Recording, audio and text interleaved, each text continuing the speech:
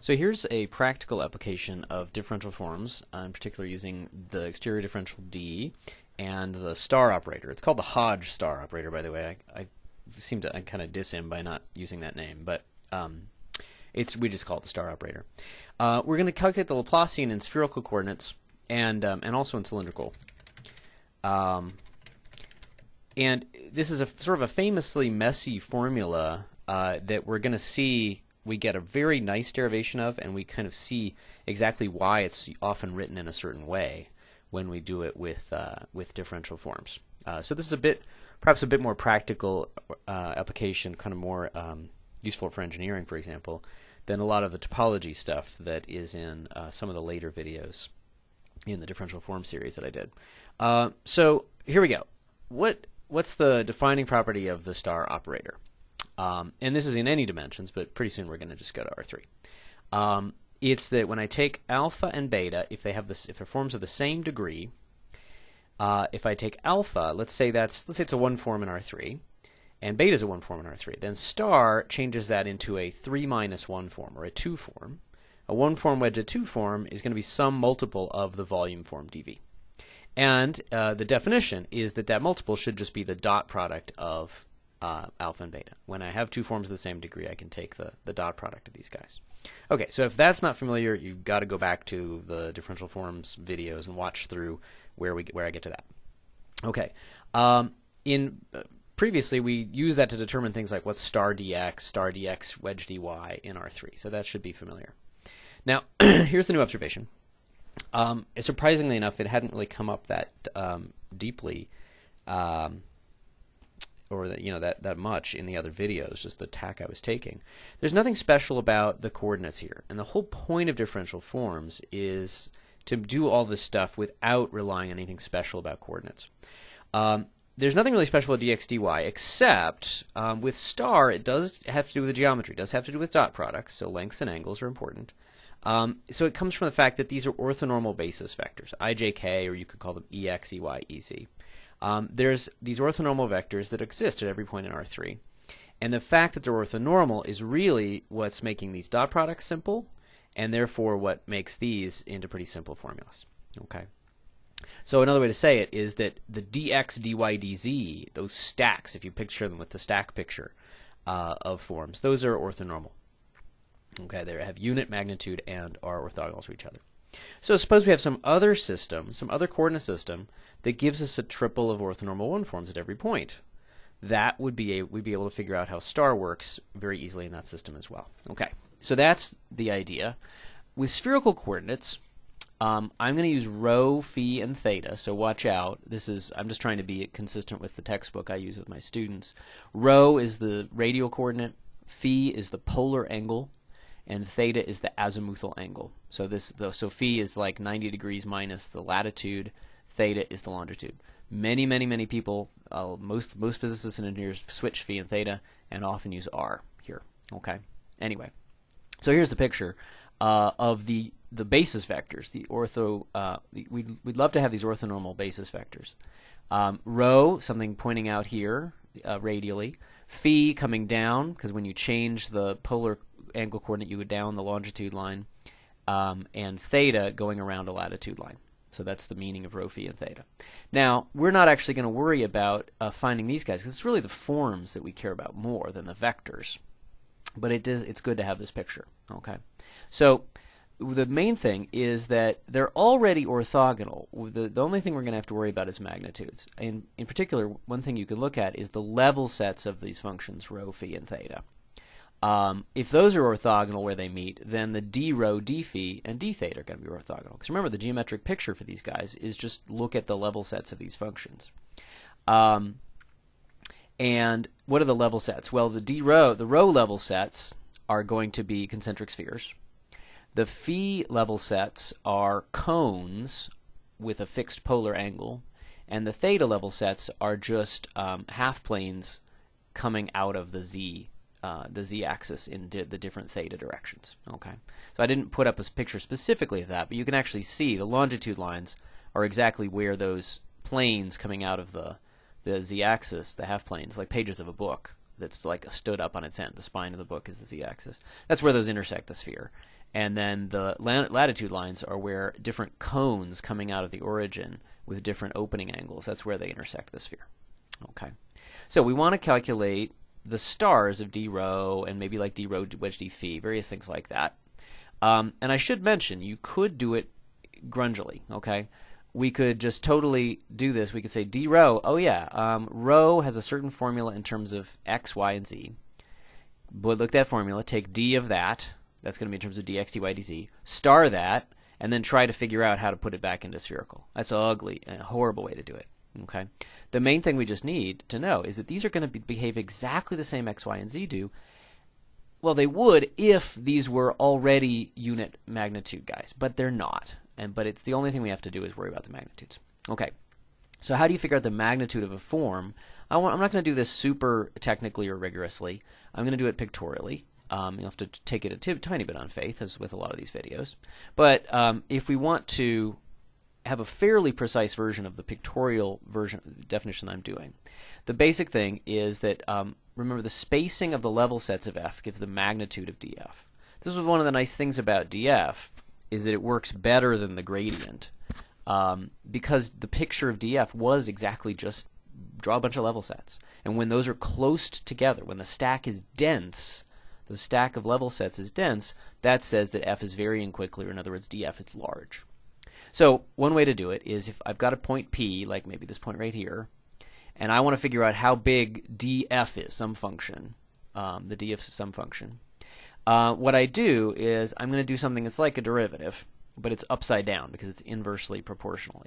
What I'm going to do is I'm going to look at the distance, look at the bottom here, the distance between level sets for some spacing h. So let's say take spacing 1, for example. Look at how the level sets are spaced, and basically take 1 over that. That's really what I'm roughly doing. But I really want to sort of take the microscope. Let's say 0.1. Okay, I think I'm back. The main thing I want to emphasize here is that we're just going to look at the spacing of the level sets, and we're going to realize that the magnitude of df, how big that is just inversely proportional to the spacing of the level sets. Okay, so now let's look at that spacing just from the picture. Okay, so here's some level sets. You can see, hopefully you can see, you can see the concentric spheres, and I've got a kind of a cutaway view here.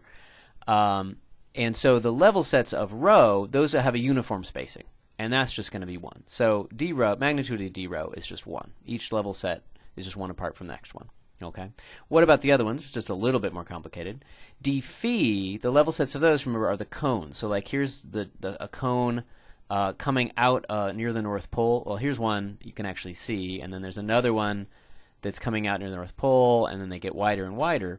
The spacing of those, you can see the spacing just by these lines going into the origin. They don't depend on theta, certainly. They're all the same around theta. But they do depend, and they don't depend on phi either, but they do depend on rho. They're inversely proportional to rho. So I claim that the magnitude of d phi is just 1 over rho. Okay. And then the theta level set is the more complicated one. They're really proportional to the cylindrical r. Okay, so it's often helpful when you're doing spherical coordinates to remember that cylindrical coordinates are around. So I claim that the spacing of the thetas, so the spacing of the thetas here are one theta level set is a plane. Remember, one of these half planes. So I've got it as kind of a half circle, or like right here. This is kind of this whole sector that slices open the orange, if you will. Okay, the spacing between those is basically just measured by the spacing between these longitude lines. Okay, well, certainly as rho decreases, those are going to get smaller spaces, and you can see the little tiny spacing in this chunk of a sphere down here. So it's going to be 1 over rho. But then also you've got this sine phi factor that as you get closer to the origin, the spacing goes down as well.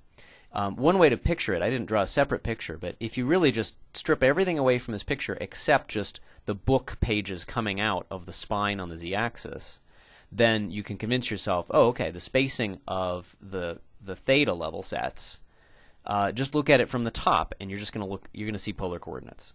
That's going to be, it shows you that it's proportional, the spacing is inversely proportional to r, and that is indeed rho sine theta. Anyway, This is all we need to really believe, is that these guys measure the magnitudes of these things. And that's just coming directly from the geometry. No really finicky calculations. Okay, so now we're set up to do some problems. So here's where you should start pausing the video. I strongly urge you to try to do this on your own instead of just following along. Okay, so we'd really like to get the analogs. Instead of just using d rho, d phi, d theta, we'd like to get the analogs of these guys that are unit magnitude. Okay, and we already know that they're orthogonal to each other because all these level sets meet orthogonally, and we just want to make them orthonormal. That is, normalize them to be unit magnitude. Okay, so here's a good place to pause. All right, so you tried it. You probably found it easy, right? Well, all we just do is we know that d rho, that's going to be unit magnitude. Okay, we want to take d phi. Oh, I want the nice phi, which is a little. I don't have a keyboard shortcut for that. Okay, and we're just going to take that and we're going to multiply it by rho. Okay, because the magnitude of d phi was 1 over rho. Ta-da, fixed, no problem. Okay, and then the last one is just going to be rho sine phi d theta. There we go. Oh, I don't really need the magnitudes. Well, so the point is that these are all 1. Okay, so inside the magnitudes, those are the forms that are going to be the analogs of dx, dy, and dz. Okay, so here's the second one. All right, good time to pause again. Oops. What's the wedge product of all three of these guys? Oh, that's interesting. Why would I take the wedge product of those? What am I going to get? I'm going to get a 3 form. And that 3 form, let's see, if they're all orthogonal unit vectors, when I wedge them together, if I think about the kind of honeycomb box or egg crate picture of forms, I should get a bunch of little boxes of unit volume. So I should be getting exactly just the standard volume form. Well, indeed, I get it. Rho squared, oh yeah, that looks familiar. Rho squared sine phi times d rho. And I'll leave the wedges in. But if you took out the wedges, it looks like the standard thing for people who don't even know anything about forms. D rho, d phi, d theta. Okay, so we're just breaking up the rho squared sine phi and apportioning and saying the phi gets a rho and the theta gets the rest of it, rho sine phi. And the d rho doesn't need anything because it's already unit. Okay, so now we can figure out the star. All right, so star d rho. Okay, star d rho should be, it should be something that when you wedge it with d rho, you get dv. Okay, so it's going to be something times d phi d theta. Okay, but knowing these guys, it's going to be really, really easy. It says that these guys are going to act exactly like dx, dy, and dz do. Okay, and so star d rho, remember what star dx was? It was just the other two wedged together. Alrighty, this guy is just going to be the other two, but the other two unit ones, of course. Rho d phi wedge, and then the other one is rho sine phi rho sine phi d theta. Okay. Now we do have to worry about orientations here. Okay. Let's look at our picture. Okay. Rho, phi, and theta. That's going to be. Let's just check it. Rho, phi, and theta is going to be right-handed, I think, in that order. Now, I feel like I'm going to get a sign wrong, so let's see. I forgot to check this. I always get it backwards. Well, let's say 50% of the time I get it backwards. But let me get my right hand out here. Rho, phi. Somehow it's not working for me here. No, that's right. Yeah, I think rho, phi, theta in that order is going to be good. Okay. And if we get a sign wrong, then you can sue me. Okay. So that's good. So like star dx was dy wedge dz, and you just put it in that order. So that should be good. Okay. Then what about star of d phi? Okay. So that's going to be just the next two around in cyclic order. Ah, wait a minute. Star of rho d phi. Okay, that's going to be the easy one to calculate because that's the unit, and that's just going to be the other two. So that's going to be rho sine phi d theta wedge d rho. Okay. All right, and then we'll convert that into a statement about d phi in just a second. Okay. Let me put a new one here. Let's see. It's going to look ugly. Okay. And then star of d theta. Whoop, that's not the easy one to calculate. It's rho sine phi d theta is just going to be the other two in cyclic order. D rho wedge rho d phi.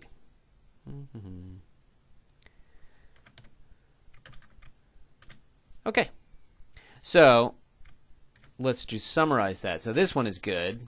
That's already star d rho right there. Okay. Now this says we just divide by rho. This says star d phi is actually just sine phi d theta d rho. And then the last one, we're just going to divide by rho sine phi. 1 over rho sine phi d rho. Oh, but then the rho is going to cancel. And so, ooh, I still need to wedge though. And so it's just 1 over sine phi. Ta-da! Okay, and then this one we might as well put out everything on the start. Rho squared, so that it gets that, and then sine phi. Boom. Okay. So there we go. So we do this process where we first look at the geometrically nice ones, the unit ones, and then we go back to the ones that are actually just simple in terms of the coordinates we picked. But it's really a very easy process once you do it. Okay, one more thing. We probably are going to need the star of the volume form. Okay. Okay. So this guy, the star of d rho d phi d theta. Now that's not the volume form. That's 1 over rho squared sine phi times the volume form. Okay. So it's pretty easy. We can just look at this and say we know that this guy is dv. Okay. So this isn't dv because I haven't corrected it to be unit magnitude, but it's star of 1 over rho squared sine phi. Whoops. I was trying to use a control V, but it was not the same thing anymore. There we go. dv. Okay, we know star dv is just 1, and so that's just going to be 1 over rho squared sine phi.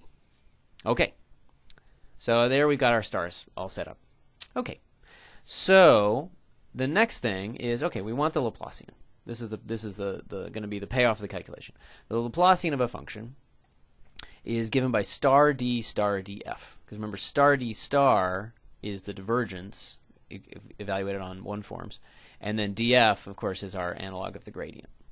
So we need to understand d in spherical coordinates, and the beautiful thing is that's the simplest thing of all.